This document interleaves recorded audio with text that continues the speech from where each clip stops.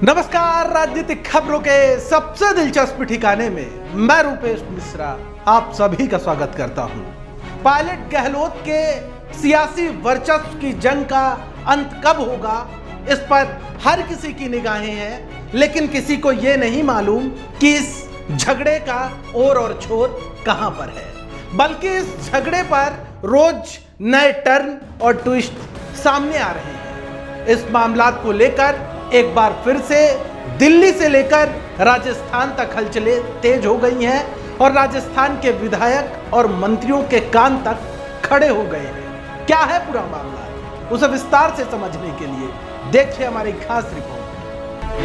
मरुधरा की धरा में मानसून की मेहरबानी ने भले ही मीठी ठंडक कर रखी हो, लेकिन कांग्रेस के गलियारे में इस मानसून का रत्ती भर असर नहीं पड़ रहा, क्योंकि सियासी तपिश बदस्तूर बरकरार है। राजस्थान कांग्रेस के नेताओं की निगाहें सिर्फ दिल्ली दरबार पर हैं कि आखिर पायलट गहलोत के अनंतहीन झगड़े के सुलह का फॉर्मूला आखिर कब इजाद होगा। खैर, इन्हीं सब के बीच सियासी तपिश उस वक्त और बढ़ गई जब आला कमान यानी सोनिया गांधी की बेहद करीबी कुमारी शैलजा एकाएक जयपुर आ पहुंची। कुमारी शैलजा का यह दौरा इतना गोपनीय था कि कुछ एक पीसीसी पदाधिकारियों के अलावा किसी को इस बात की भनक तक नहीं थी।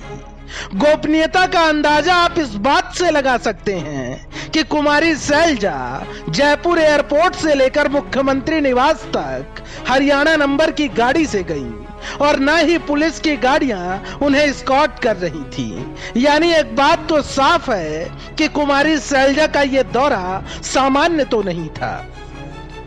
खबर है कुमारी शैलजा सोनिया गांधी का संदेश लेकर मुख्यमंत्री गहलोत के पास आई थी और मुख्यमंत्री गहलोत ने भी खुलकर अपनी बातें कुमारी शैलजा के समक्ष रख दी हैं। खैर, कुमारी शैलजा क्यों आई थी ये तो किसी को नहीं मालूम, लेकिन शैलजा के इस दौरे से विधायकों और मंत्रियों के कान जरूर खड़े हो गए हैं, क्योंकि मंत्री और विधायकों को शैलजा के दौरे की कोई भनक तक नहीं लगी।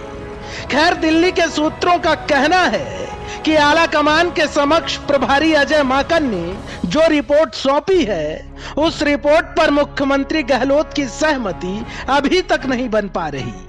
इसी का नतीजा है कि पेच अभी तक उलझा हुआ है। और वही बात करें सचिन पायलट की, तो पायलट भी अपनी मांगों पर लगातार अड़े हुए हैं। उन्होंने आला कमान से लेकर उनके दूतों तक से साफ कह दिया है कि वो राजस्थान में ही रहेंगे, दिल्ली आने का सवाल ही नहीं बनता।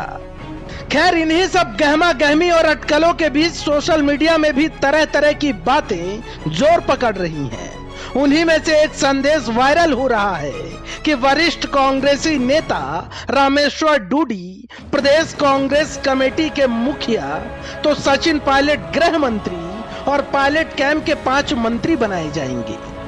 यह चर्चा पिछले कई दिनों से सोशल मीडिया से लेकर सियासी गलियारे तक बेहद सुर्खियों में है। लेकिन जब इस वायरल मैसेज की हकीकत जानने के लिए हमने कांग्रेस पार्टी के सूत्रों से असलियत जाननी चाहिए, तो उन्होंने इस प्रकार की किसी भी संभावनाओं का सिरे से खंडन कर दिया।